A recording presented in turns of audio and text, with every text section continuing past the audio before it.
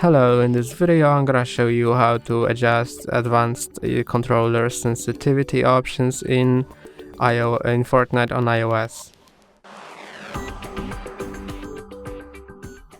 Click on your profile icon in top right corner, then settings, then controller, sensitivity, enable use advanced sensitivity options, confirm, and from now on you can see that 3 categories have appeared: look sensitivity, advanced look sensitivity, advanced aim down sights, ADS sensitivity, and advanced sensitivity.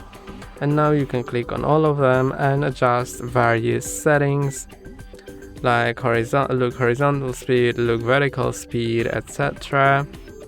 ADS look horizontal speed, look vertical, ADS look vertical speed, turning horizontal boost, etc.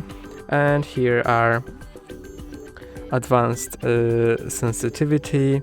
You can also click on copy from basic settings if you want to set your settings to the basic settings, or copy legacy settings to set your settings to legacy settings, and then click on apply and click on next to exit settings. And that's all for today. Don't forget to like and subscribe. See you next time.